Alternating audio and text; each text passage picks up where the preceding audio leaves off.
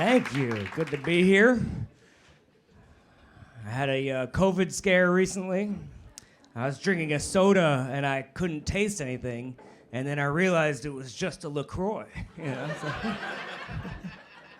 All right, it's just the first joke. It's gonna get better.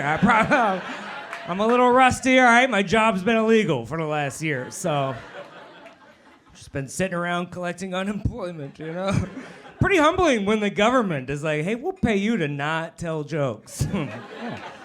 Thought it was going okay, you know. I'm not gonna lie though, it was pretty nice. When that $600 bonus was active, I was making like 80% of my normal salary as a comedian.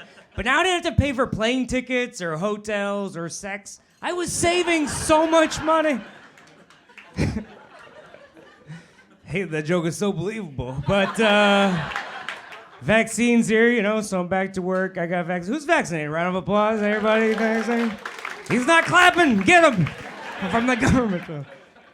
I'm surprised so many people didn't want to get the vaccine. I mean, I know there's rumors that there's like a microchip in it.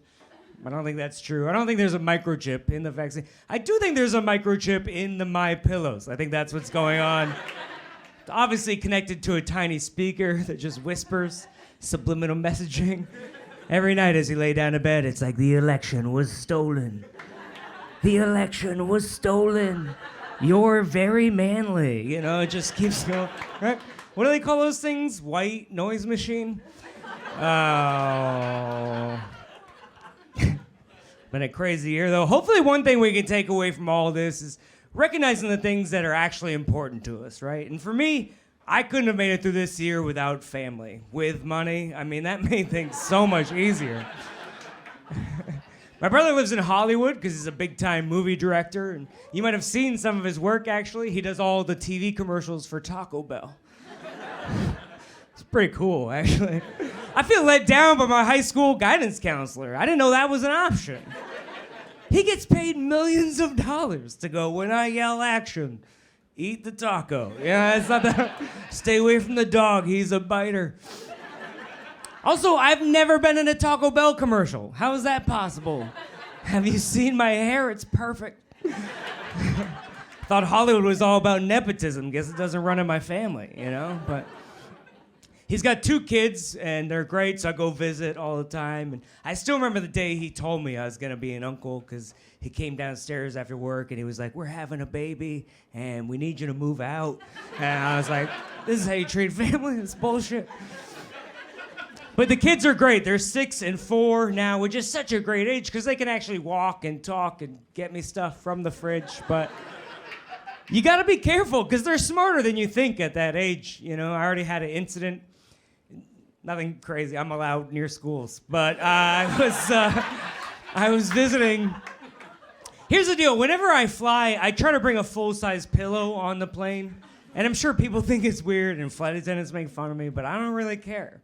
I just smoke a bunch of pot, get a window seat, and then I wake up in a new city. You know, I'm like, oh, hi, time travel, right? But recently I was visiting my brother. His 4-year-old comes running up to me, and she goes, "You forgot your pillow last time." I go, "Wow. How did you remember that it was my pillow?" She goes, "It smells like you." I was like, oh, shit.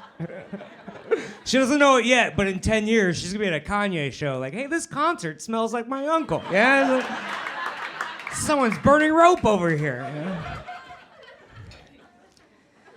I read an article that said, I read the headline of an article.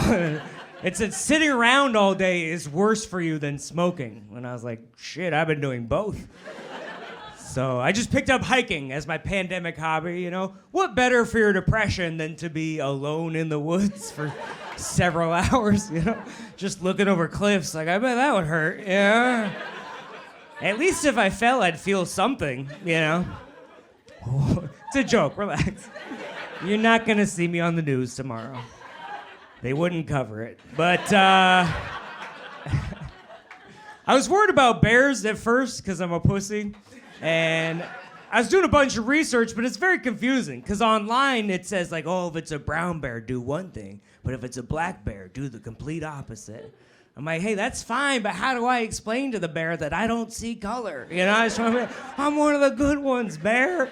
I'm on your side, you know. So I went back online. Turns out there's like a nursery rhyme for bears. I don't know if you've ever heard this. It goes, if it's brown, lay down. If it's black, fight back. I was like, oh, I think they got that from LAPD. Actually, that's what I get.